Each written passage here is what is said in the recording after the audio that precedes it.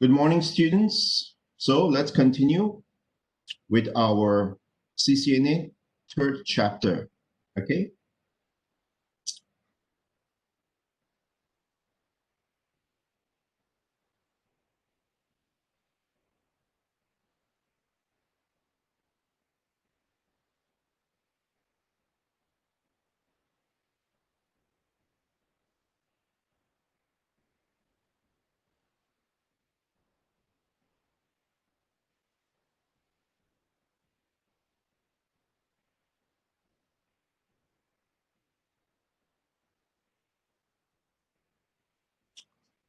So module 3, we have finished module 1 and module 2, and we have done our lab exercise, our first lab exercise last week. So we continue with module 3, protocols and models. Protocols, as you know, are sets of rules that we have to follow in order to make communication possible. Without that, how can you communicate? Okay, we'll be looking at some of the protocols and some of the models we use in communication.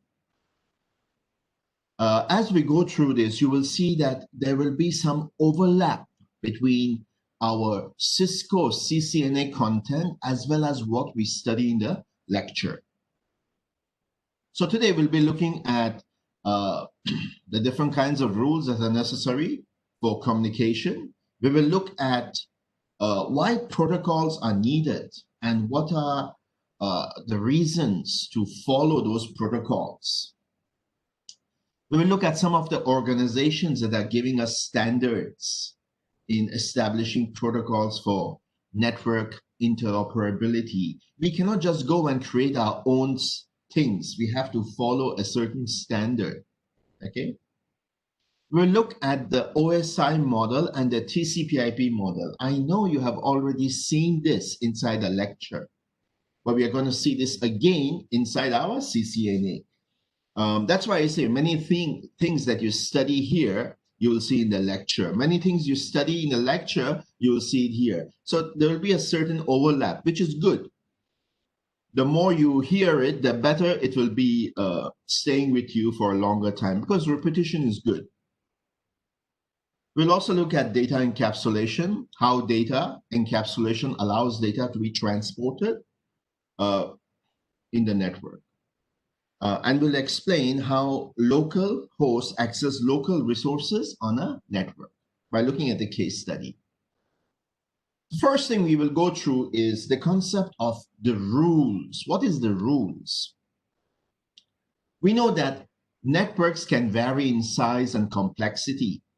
It is not enough to have a connection. A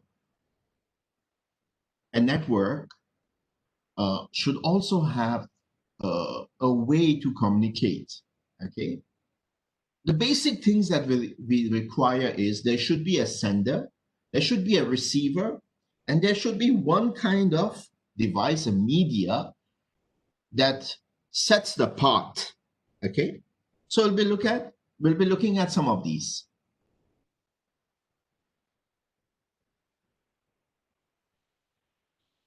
Now, all communications are governed by certain rules, okay? And these rules are called protocols.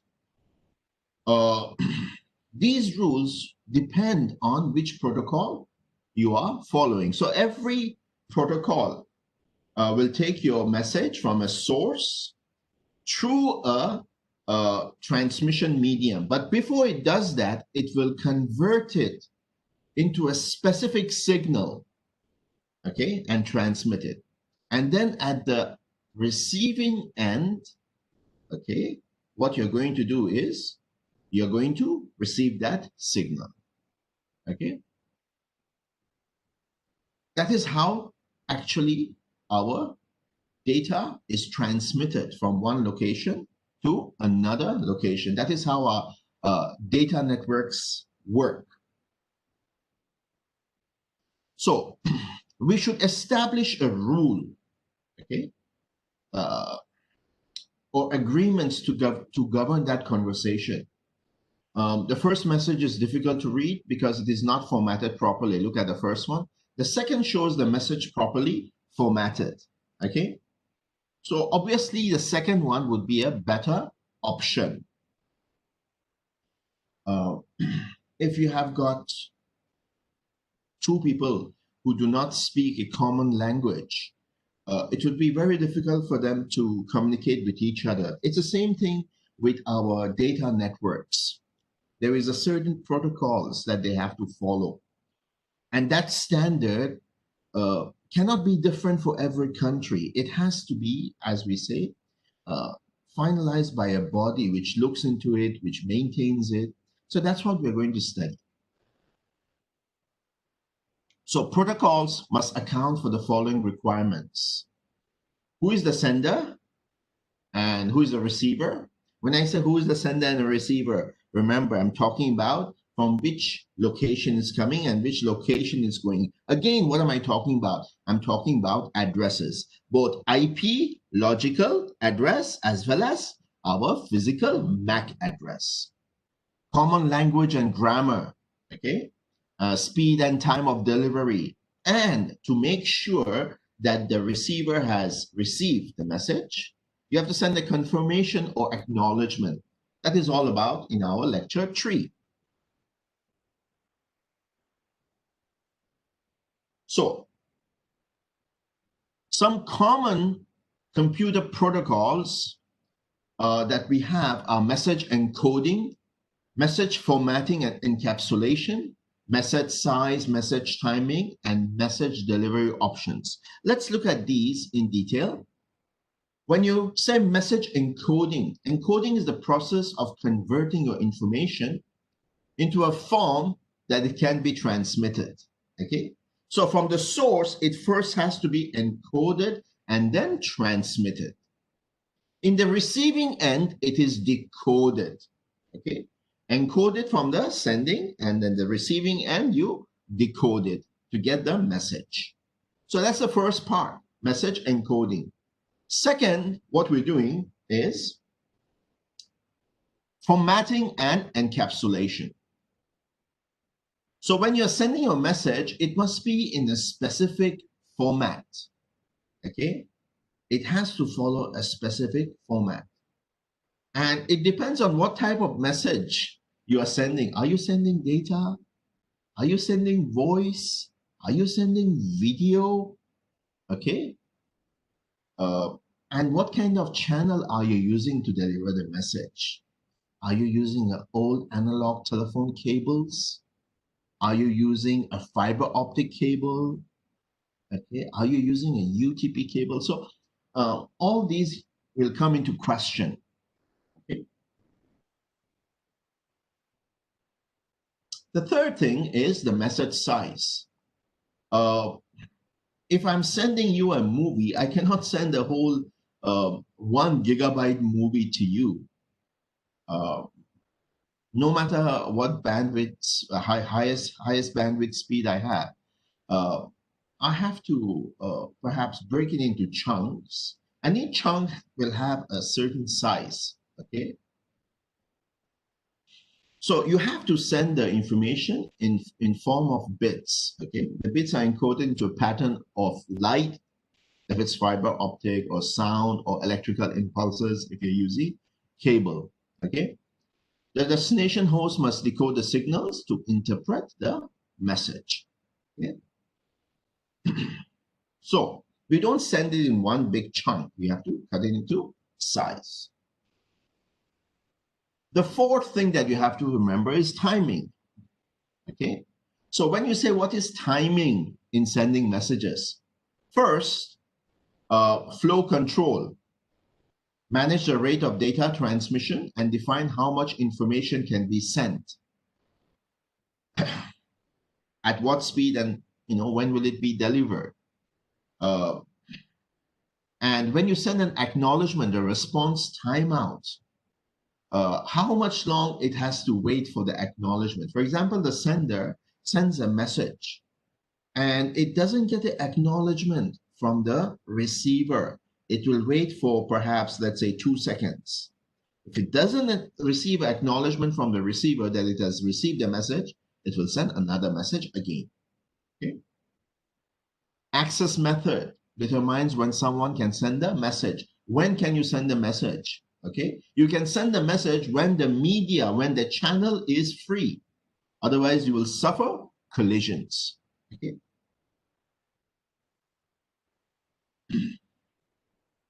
Next is message delivery options. Now, for the first time, my dear students, you're going to hear certain new words.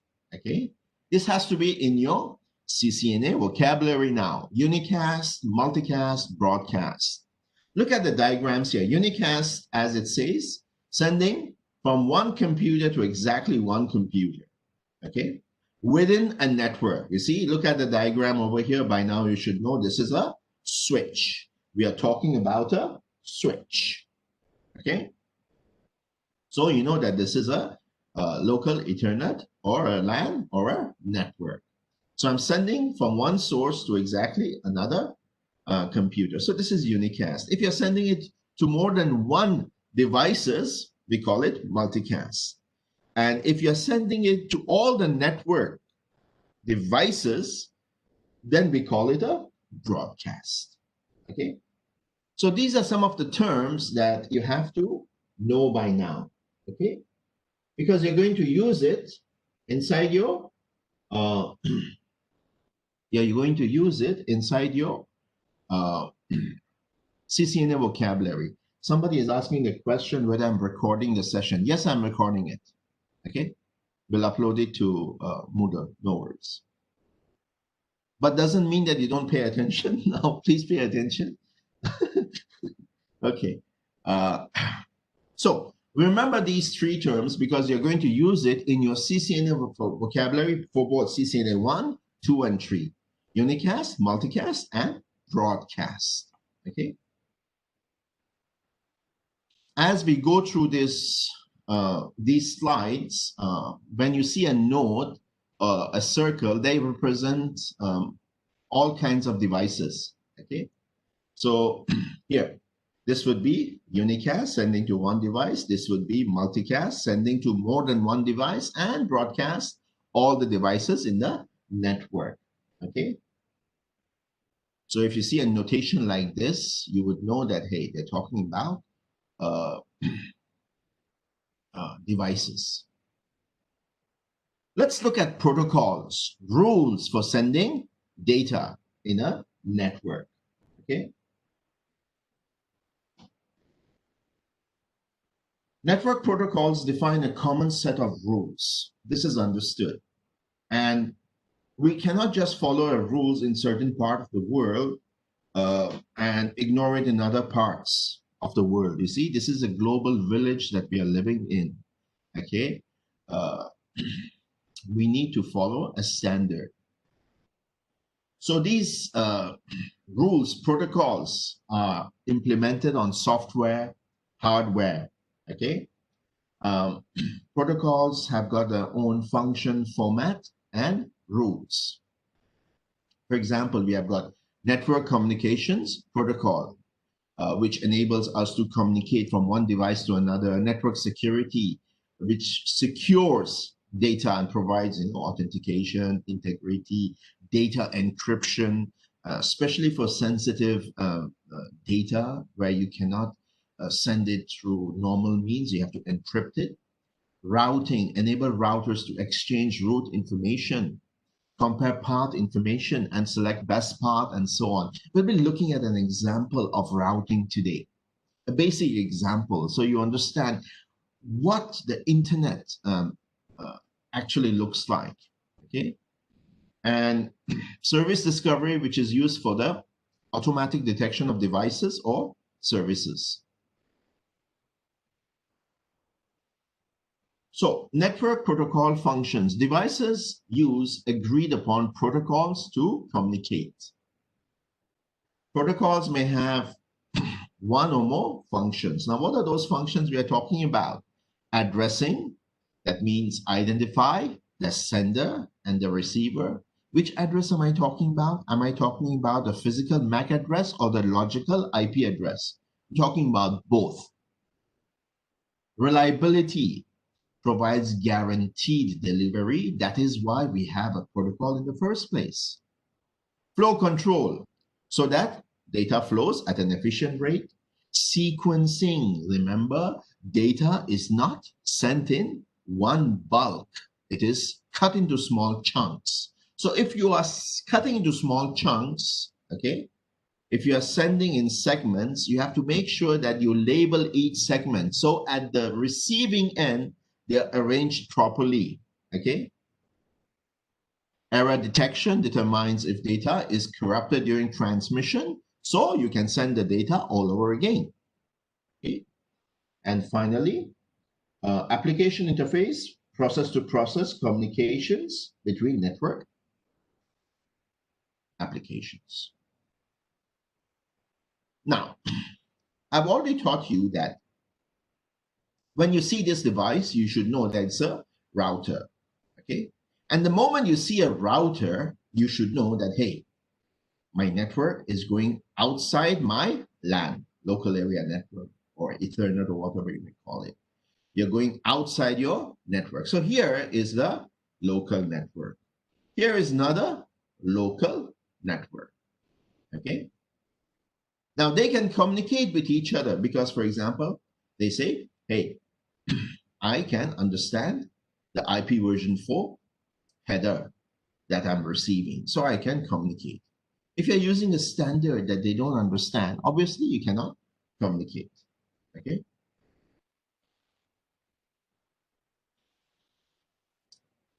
So networks require the use of different protocols, and each protocol has got its own function and format. Let's have a look at some of these. We have got HTTP, okay?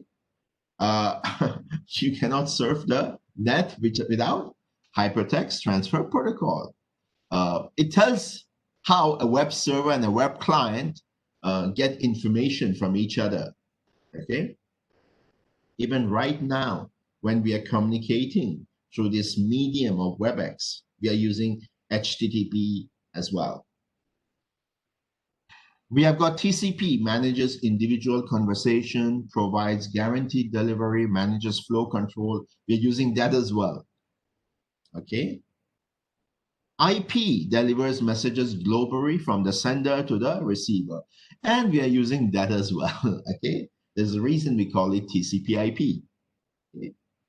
And finally, Ethernet delivers messages from one network interface card to another network interface card on the same Ethernet local area network. So Ethernet is one kind of local area network. There are different standards. Ethernet has got a specific IEEE standard that we follow. We'll be studying more about this in the lecture session, the lecture materials. So all these HTTP, TCP/IP, IP, and Ethernet, these are a set of protocols that govern communication, okay? And all these protocols are at a certain layer, okay, of our protocol suite that we'll be going through. Yes, here we are, protocol suites. So protocols must be able to work with other protocols. So protocol suite or protocol suite, whichever you may call it, a group of interrelated protocols necessary to perform communication. They work together to make sure that communication happens, okay? And usually we have protocol suites in layers, and each layer does a certain function, okay? We got higher layers that are usually communicating with our operating system in form of applications, and lower layers are concerned with moving data and providing services to upper layers, okay? At the bottom is the physical layer, the place where you have got transmission of data in bits. Okay. In the rules layer, you should have, a common language. That means a common standard. Everybody cannot follow their own way of communicating. Uh, you have to wait for your turn and signal when finished. Okay. So we'll be looking at some of these suits, which we have already studied in our lecture session.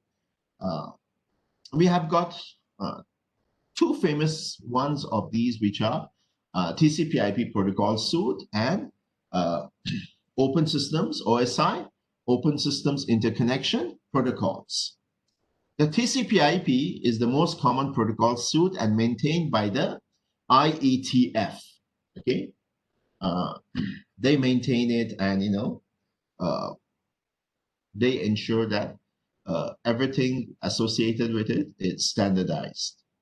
We also have Open Systems Interconnection protocols. Here we have got a 7-layer protocol. Okay, we call it ISO, developed by International Organization for Standardization. So the ISO has come out with the OSI model consisting of 7 layers. Okay,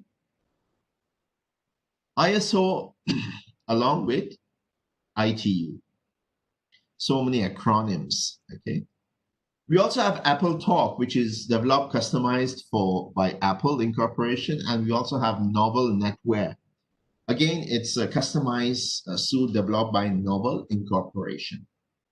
Okay, but the more general ones you have is the TCP/IP suite and the ISO suite. Sorry, yes, OSI model.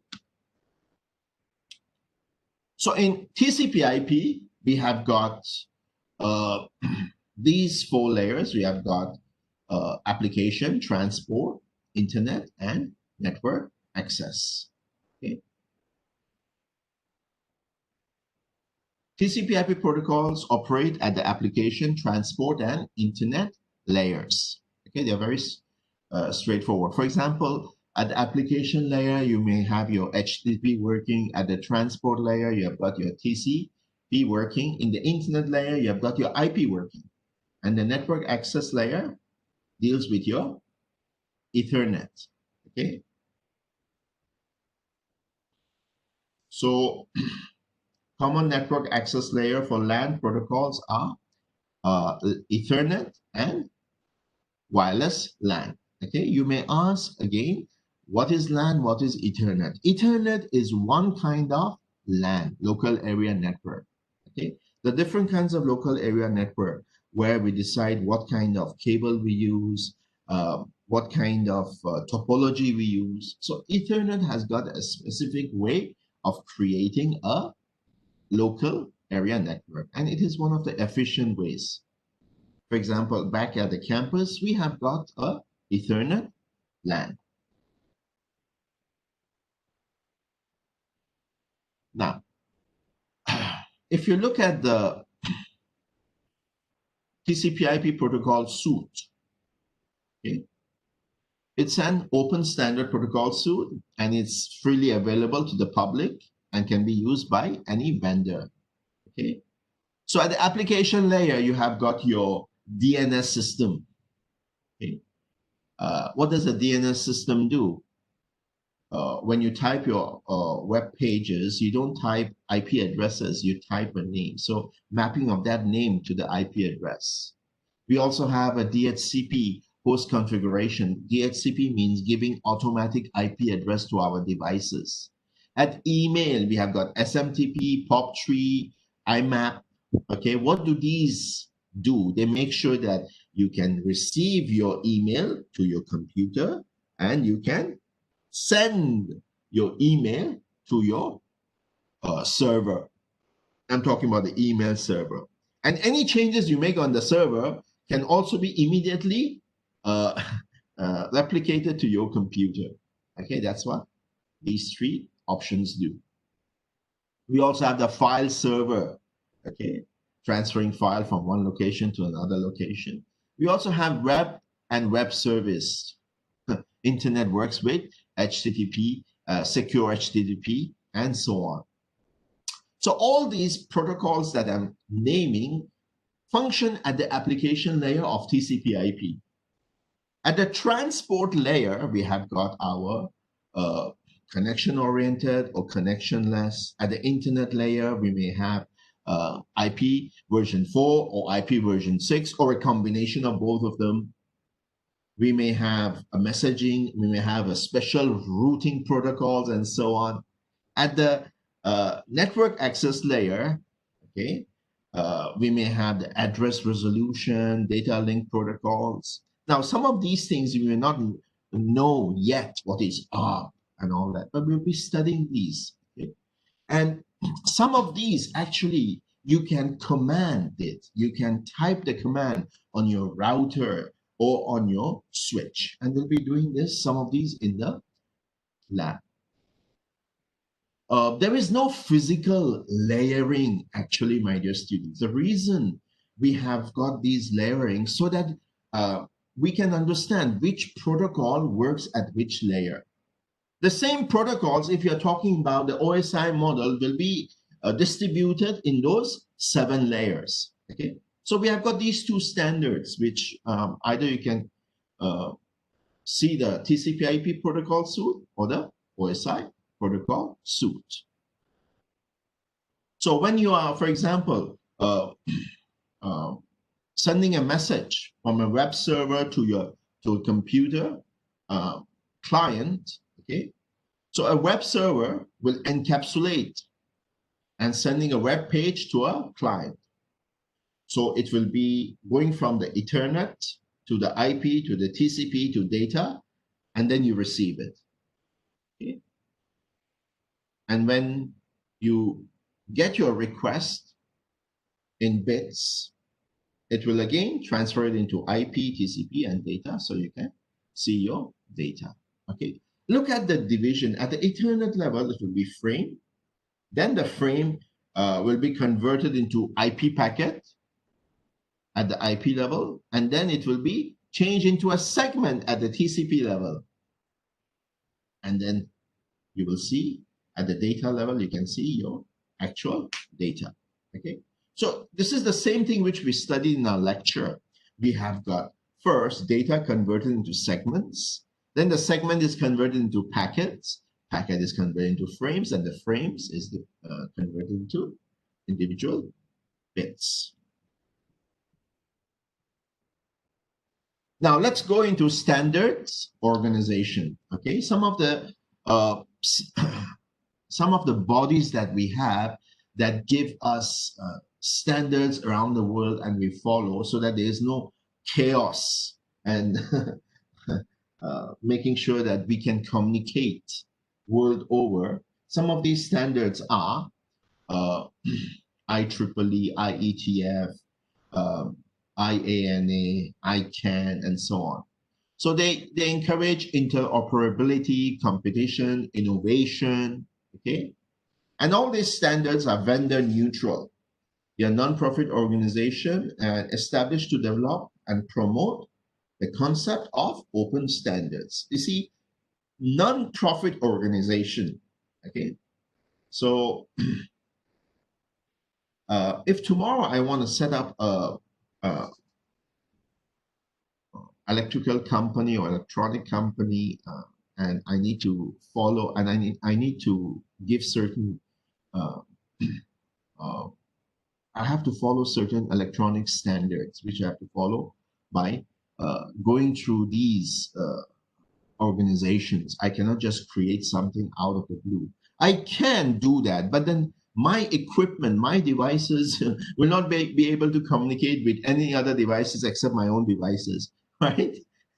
So that would not be a good business venture.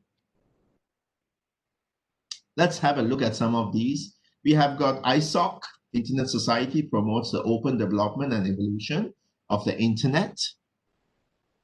We have got Internet Architecture Board, responsible for management and development of Internet standards. We have got Internet Engineering Task Force, develops, updates, and maintains Internet and TCP/IP technology. We have got Internet Research Task Force, which is focused on doing research, long-term research, okay? Having said this, but remember, my dear students, these bodies are just there to make the internet better, but they don't control the internet. Like I said, nobody does. Okay. A few years ago, they tried to control the internet, but there was a big demonstration and hoo-ha about no, we don't want uh, internet to be controlled. We still want free stuff. So internet actually is wild, wild west. Okay, it's a tool which we can use very effectively, positively, and unfortunately, negatively as well. We have the Internet Corporation for Assigned Names and Numbers. Okay, now these are the ones which coordinate IP address allocation, the management of domain names, and assignment of other information. Okay. We also have Internet Assigned Numbers Authority, oversees and manages IP address allocation, domain name management, and protocol identifiers. Okay. So again, remember that these organizations are non-profit. They're supposed to be non-profit. Besides that, we also have IEEE, dedicated to creating standards in power and energy, healthcare, telecommunications, and networking.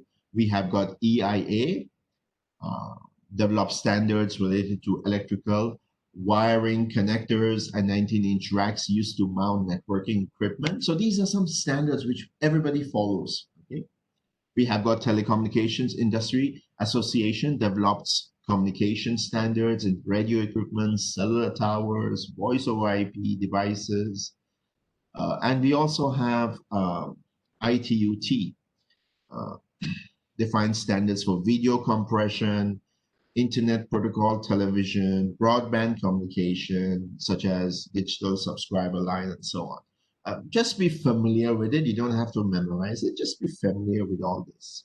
Okay. Let's look at the reference models. We have already studied the OSI model, and we have also seen the TCP/IP model. Now, if you look at them, okay, the mapping is very straightforward.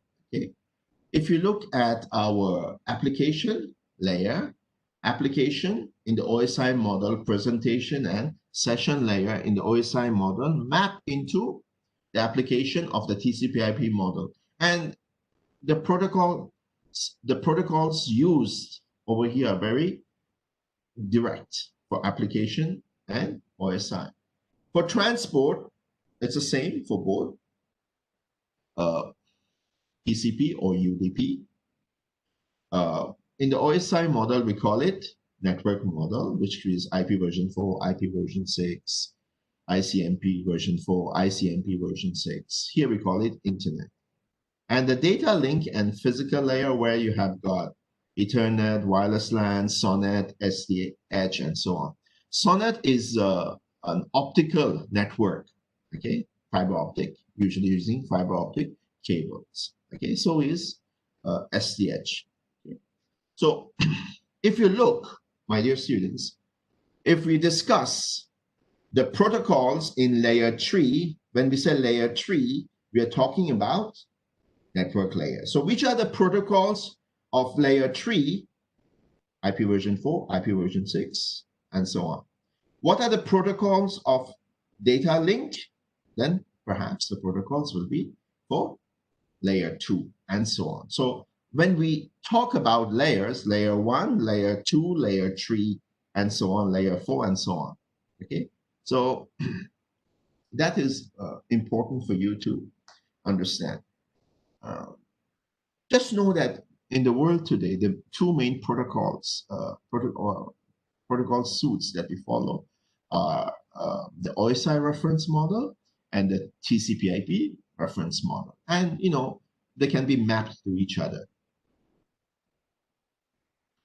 So, as in this diagram, we can see we have got a local area network, right, Ethernet, which is very much descriptive of any kind of network in the world, any kind of modern network. Look at your uh, lab in the campus. You have exactly this. You've got an IP telephone. You have got multiple switches, and you have got multiple servers and individual workstations connected to it. And through a gateway, we connect to another network. Okay. So again, the picture over here is a router. When do we use router? When we connect to outside network.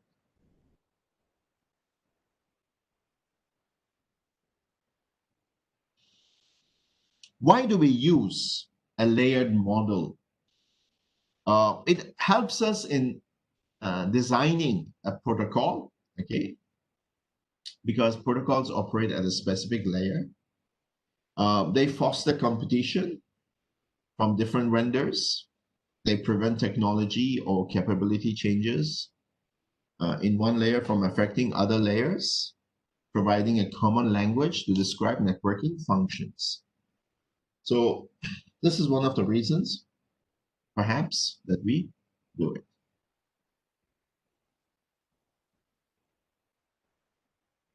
So the OSI reference model is something that we have studied already, consisting of physical, data link, network, transport, session, presentation, application.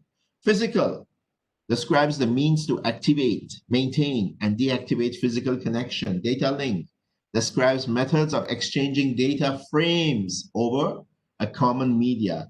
Okay, look, we're talking about frames in layer 2. Layer 3 provides services to exchange the individual pieces of data over the network. Layer 4, transport, how to segment, transfer, and reassemble the data. Sessions, services for presentation layer and to manage data exchange, presentation, common representation of the data transferred, and application. Protocols used for process-to-process communication. Usually these days, our 5, 6, and 7 are all grouped inside application. Like I said, TCP/IP, 4 layers, but basically does exactly the same thing. There is their actual mapping. Okay. Now let's go to data encapsulation, where we actually see how the concept of changing from one form to another works. First, segmenting messages. Okay. Segmenting is the process of breaking up a message into smaller units. I told you, you cannot send data in one bulk. You have to cut it into smaller chunks. Okay. Another thing that you have to understand is multiplexing is the process of taking multiple streams of segmented data and interleaving them together. Remember, I told you, you have to multiplex. If you don't multiplex, how can you send your data, voice, and video in the same transmission medium? Okay. Why do we segment? It increases speed of our network and increases efficiency of our network. When something is in a smaller chunk, it can go faster. When data is not received at the destination, then the entire data can be resent.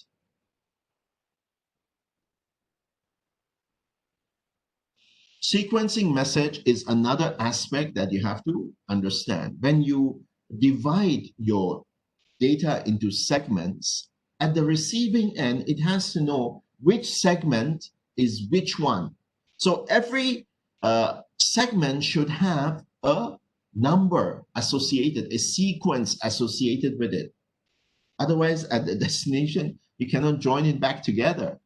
Okay. Now, we also have PDUs. Okay.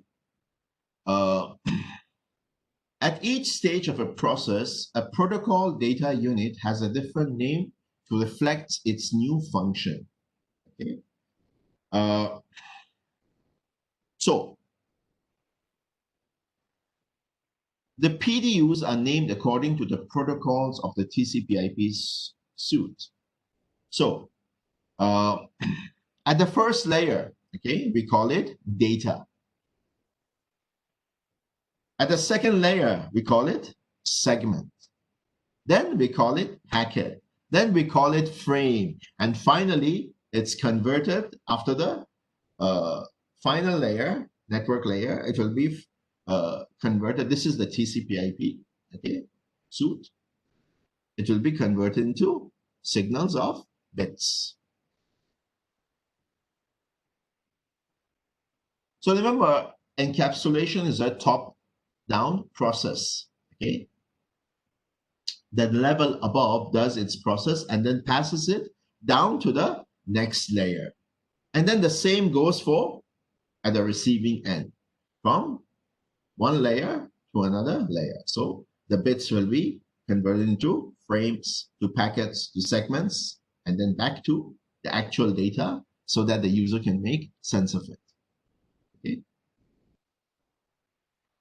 If you're encapsulating data, you have to decapsulate it as well as it moves up. Okay, so you over here, you see, you do this when you're sending. You take your data, segment it, packet it, frame it, and send it as bits. How do you decapsulate? Exactly the opposite. Okay, receive it as bits, frame it, packet it, segment it, and then these segments should have the right sequence. Take those sequences and then make a meaningful data out of it and show it to the user. Okay, so this is the bits at the receiving end. Okay, the concept of data access. Both data link layer, which is our layer 2, and network layers, which is our layer 3, use addressing to deliver data from source to destination. Now, this is the part, my dear students, you have to pay attention. Okay. Network layer source and destination addresses responsible for delivering the IP packet from original source to the final destination. So our network layer, also known as L3, layer 3, is responsible for IP addresses. Data link layer, also known as layer 2, is responsible for delivering the data link frame from one network interface card. When we talk about our network interface card, we are talking about our MAC address to another network interface card. Remember, the MAC address cannot be changed. It is hard-coded inside our devices. Okay. IP addresses, on the other hand, are logical addresses and they can be changed. And for communication to happen, we need both to work together. Okay. And IC works with our layer 2 and IP addresses with our layer 3. Okay. So let's talk about layer 3, which is our logical addresses. Okay. When you send data from one place to another, okay, you should have a source IP address and a destination IP address. Source as in, if this guy is sending the information, his computer's source address, and the place that he's sending, the destination's IP address. Okay. Over here, the moment you see this, you know that, hey, this is a local area network, and it goes through another node over here. This node we call a gateway. Okay. And from here, this node is another gateway which connects to the gateway of another router. Again, we have got another gateway which connects to another local area network. Okay. So logical address is always as at layer 3, network layer of the OSI model. So over here, you have to mention the source IP address and the destination IP address. Sorry. Yes. When you talk about IP addresses, my dear students, you have to be very clear about this. There are two parts to every IP address: the network portion and the host portion for both IP version 4 and IP version 6. Okay, you have already created IP address in your lab. Okay, last week we created a local area network using just a switch. The moment your network portion of the address becomes different, you know that there are two different networks. For example, over here, if you look,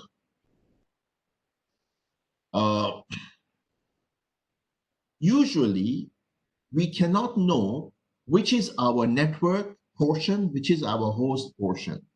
In order to know that, there is something known as subnet mask.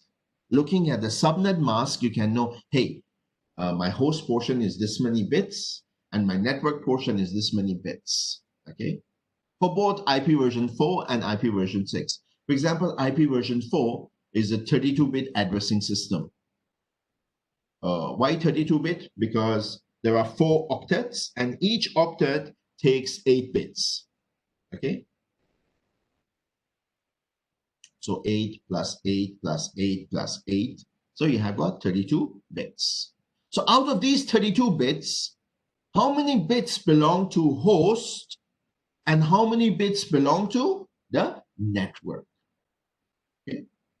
So usually, not usually, sorry, always each LAN or WAN will have the same network portion. If you're in the same network, all your network portion will be the same. Only host portion will be different. Okay. So over here, you see, look at the network portion. You see the IP address here? And look at the IP address here. Can this be on the same network? Obviously not. Look, this starts with 192. This starts with 172. So you cannot use a switch to communicate between this IP address and this IP address. The only way you can do it is through a router. Okay.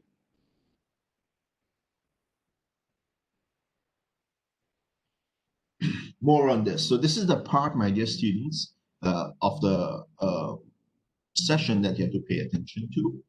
When devices are on the same network, source and destination will have the same number in network portion. For example, assume, first of all, like I said, usually we cannot just know which one, how many network portion and how many host portion. For that purpose, we need to be given the subnet mask. Remember the subnet mask? That's what tells the computer when you say 255.255.255.0, that means my network portion is 8 plus 8 plus 8. Okay, 24 is my network portion. And my host portion, 0 means is 8. That's why 255 translates into 1111111. Okay, that means 8 binary bits of 1. Okay, so when you say 255.255.255.0, that means 24 bits is for network and 8 bits is for the host.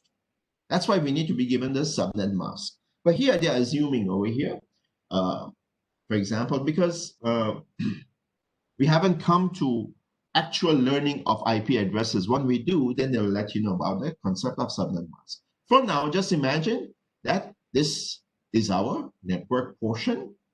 This will be our host portion. Sir, Yes? I just had to disconnect because of some Windows update problem. So I guess I'll have to watch the recording later. Where can I find the recording? I will upload it later. I'll let you know. It will be on Moodle. The link will be on Moodle. Okay? Okay, sir. Also, I wanted to watch last week's lecture also.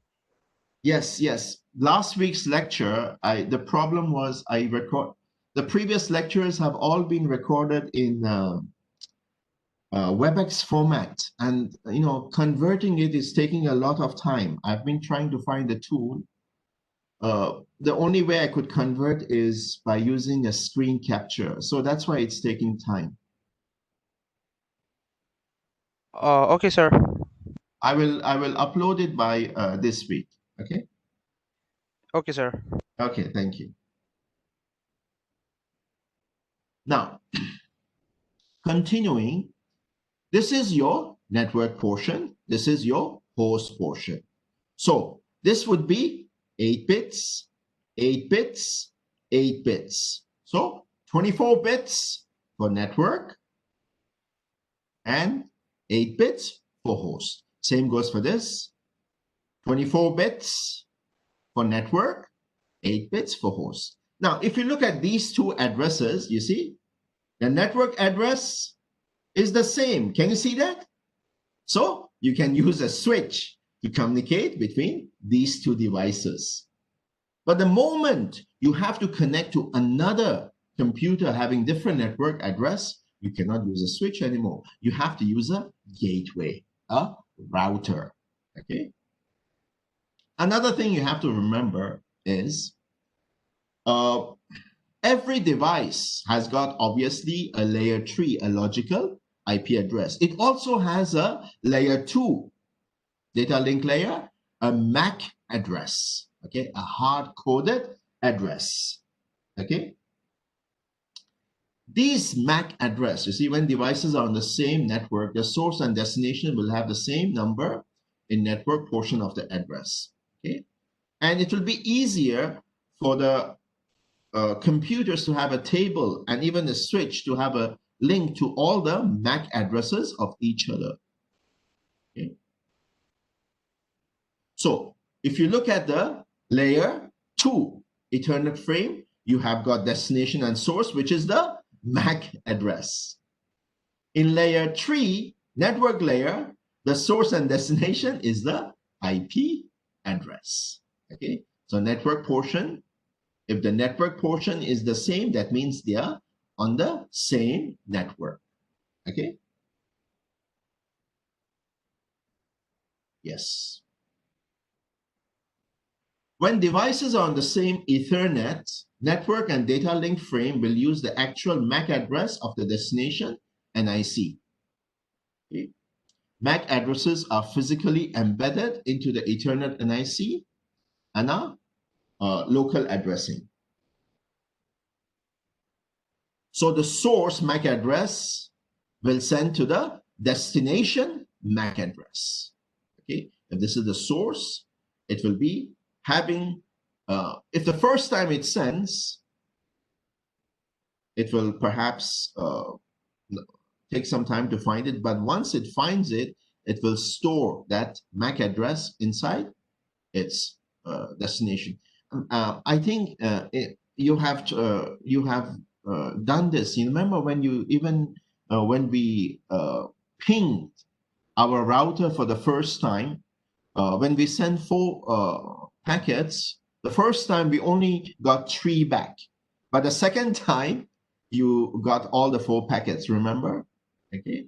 So the source will store in its table all the MAC address. So the next time when you want to send to the same place, it will be faster. Okay.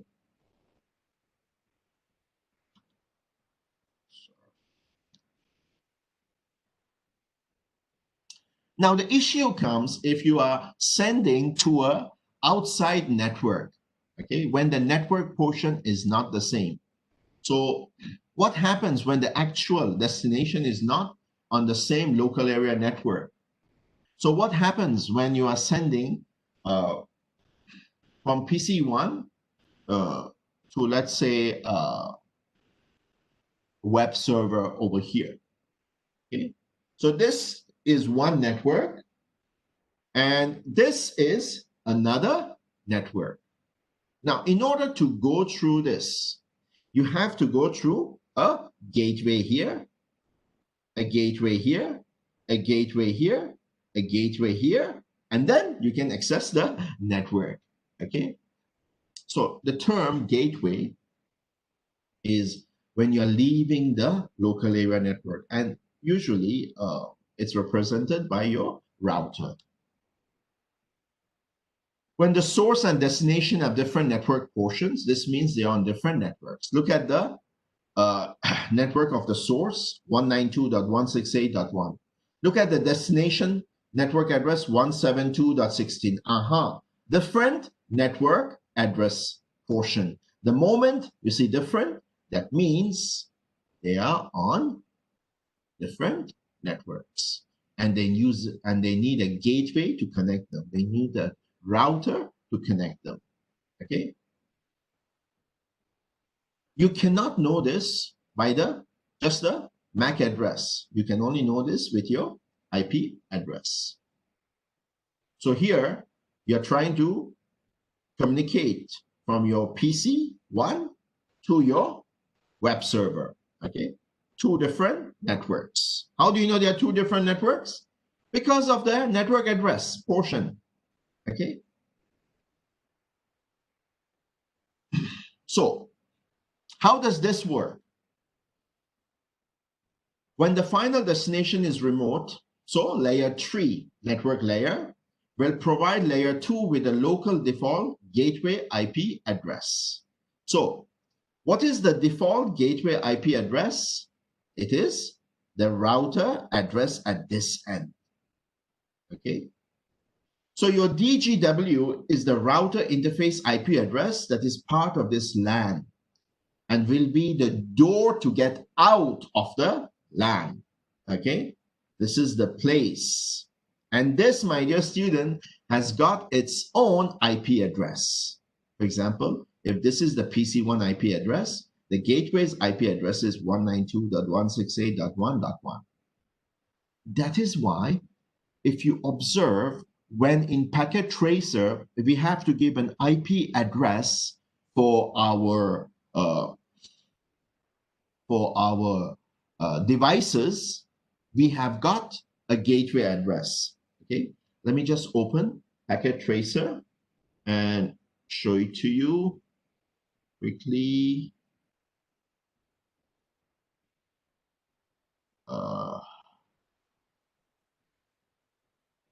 Share.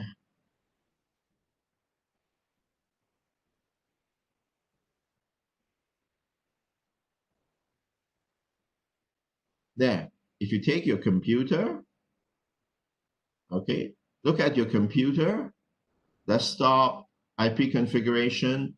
You see here, IP address, and you have got default gateway. You see this default gateway? This default gateway is referring to this address, okay? Right over here, this address. Why? Because this is the gateway that you use to go out, okay? All devices on the LAN must be told about this address so that the traffic, otherwise the traffic cannot go out. So once your layer 2 data link layer on PC1 forwards to the default gateway, the router then can start the routing process for getting the information to the actual destination. So once the message has come over here, from here, it can actually start sending it to subsequent routers until it reaches the destination. And this is your actual working of the internet, a series of communication between routers. The data link addressing is local addressing. Remember that. Layer 2 is your network interface card MAC address. So the MAC addressing for the first segment is, let's say, this is not the actual address, just an example. This is your PC1's MAC address. So you send this frame to your router gateway. What is the gateway's MAC address? Let's say this. Now that you have sent from this MAC address to this MAC address, what happens after that? Look, once you send it, the destination and the source NIC, destination NIC and the source NIC comes over here, okay, to the, you can map it to the source IP address and destination IP address. So the MAC addressing for the first segment is the source, okay, that is PC1 NIC, and the destination, which is your, over here, your DGW interface, okay, your gateway interface. And once you receive to this MAC address, what happens in the next step? The next step is the NIC of this section of the router to the NIC of the other intermediary router, okay? Now your question may be, hey, how does this router find this router? These routers are very smart devices. They have got a smart microprocessor inside them, and they have got a table of all the adjoining routers connected to them. So they can immediately look at that table, find the MAC address, and send the data. And they work very fast, okay? They can find the path very fast. So from here, you send the frame to here. From this MAC address to this MAC address, okay? Remember, your IP address is also mapped inside this. Next, what you do is, from this, now you are coming inside the router's internal network, okay?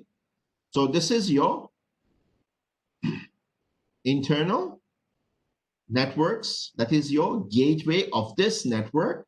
So it comes to the gateway of this network, and from this, remember, here the IP address perhaps would be 172.16.1.1, okay? Just like this. Because usually the gateway address will be the first address we give, okay? So this would be 172.16.1.1. So here, again, it will be in the same network. Once it has been received by this gateway, it can send it to its final destination over here, which is our web server. And then the message is received, okay? Notice that the packet is not modified, but the frame keeps on changing. That's why we say that layer 3 IP addressing does not change, but layer 2 MAC addressing keeps on changing, okay?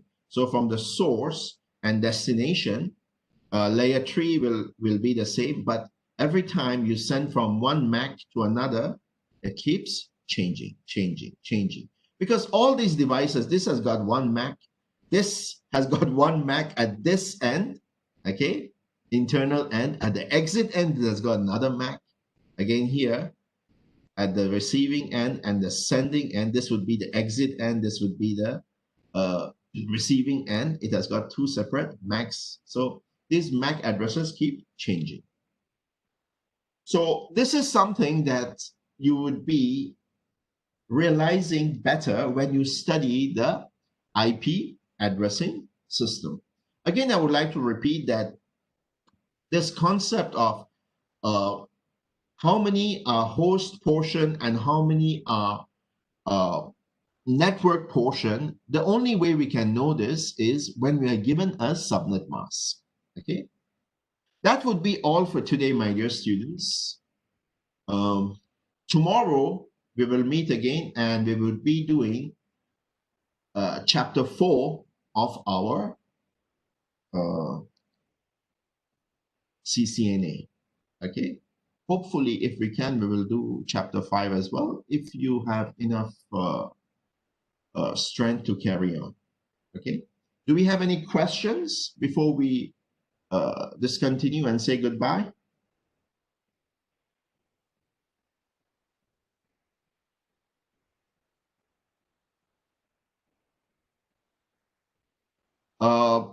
Which outline are you talking about? Can you can you refer to the unit outline? Because are you talking about, refer to your unit outline and look at your assessment section, okay? Because we are talking about CMP 2000 or CNCO.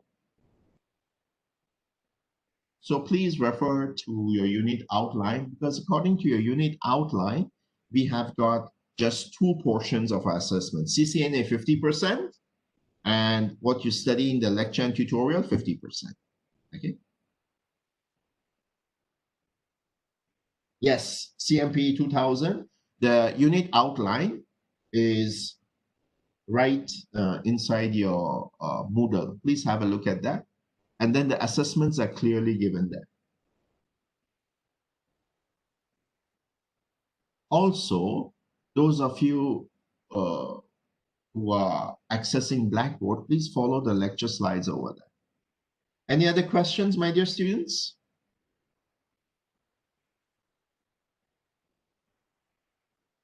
Okay.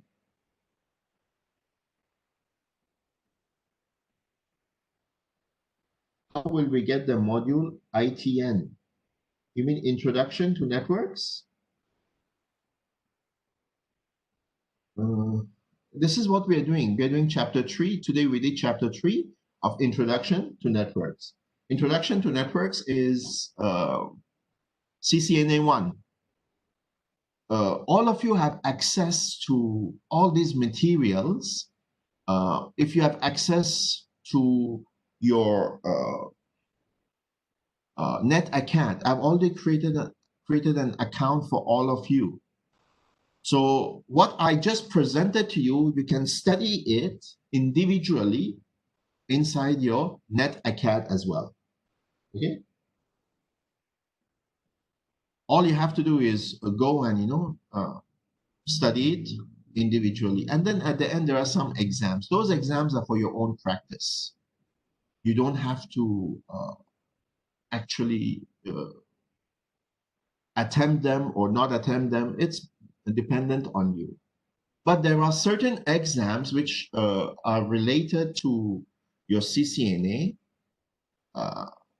Those exams, for example, will be a combination of certain chapters. I will let you know when I will activate those exams and by when you have to finish those exams. Okay.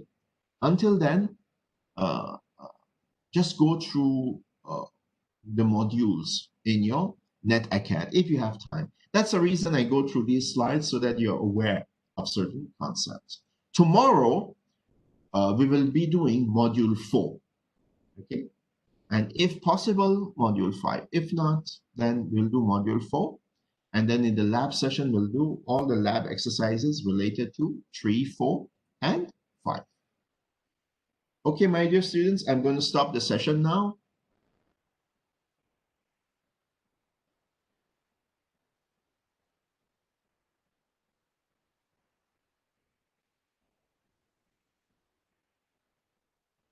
Thank you very much for your attention, and